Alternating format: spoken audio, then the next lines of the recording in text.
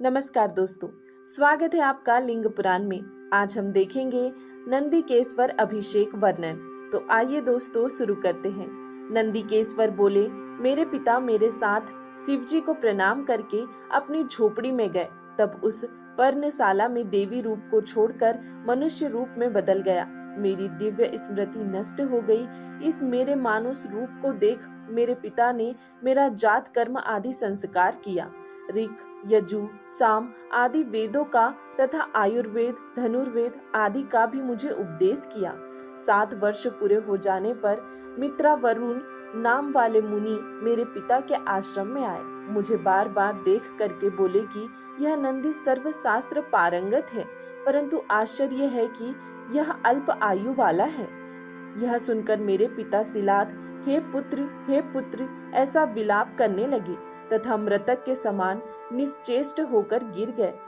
मृत्यु से भय वाला होकर मैं हृदय में त्रयंबक का ध्यान करता हुआ रुद्र जाप में तत्पर हो गया।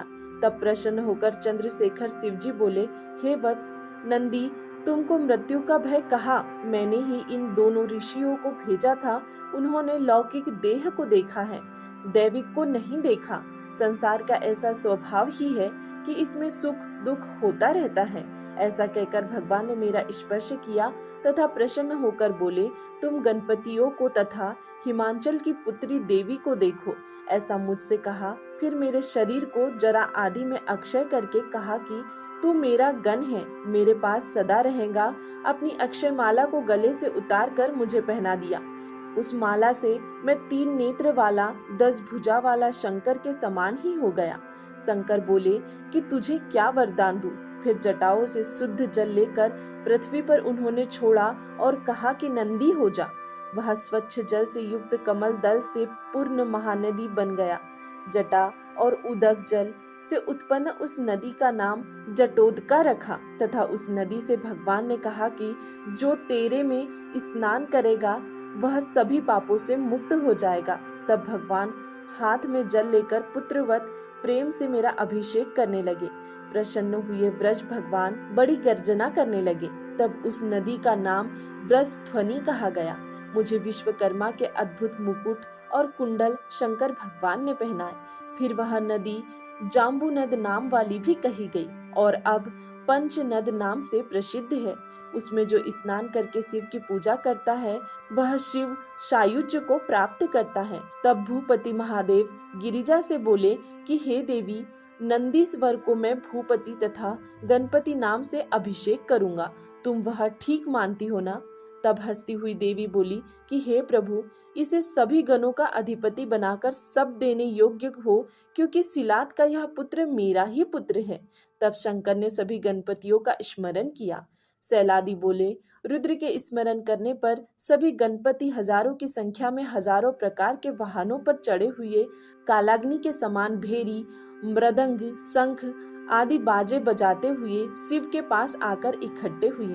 प्रणाम करके शंकर से बोले, हे प्रभु, किस प्रकार हमारा स्मरण किया, कृपा करके आज्ञा कीजिए। क्या हम यमदूतों के साथ यम को मार दे? क्या हम समुद्रों का शोषण कर दे?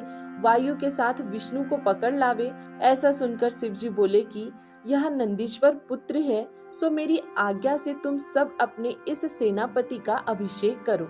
जैसी आपकी आज्ञा कहकर वह गण सुवर्णमय आसन आदि सभी सामग्री इकट्ठा करने लगे।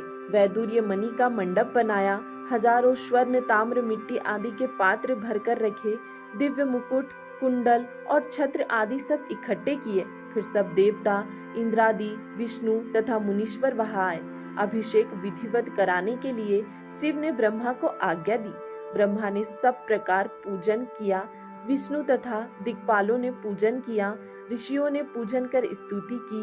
ब्रह्मा ने हाथ जोड़कर प्रार्थना की। सभी गणपतियों ने तथा देवताओं ने अभिषेक किया। देवी ने छत्र तथा चंवर उसे समर्पण किया। देवी ने अपना गले का हार भी उसे दिया। देवी ने शिव को देखकर गणों से प्रार्थना की, सबको पूजा करने की आज्ञा की।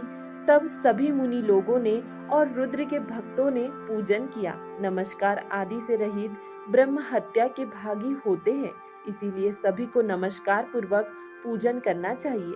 ऐसा देवी के कहने पर सबने प्रणाम करके पूजन किया। दोस्तों आज के लिए इतना ही। इसके आगे देखेंगे हम कल के वीडियो में। तब तक के लिए धन्यवाद।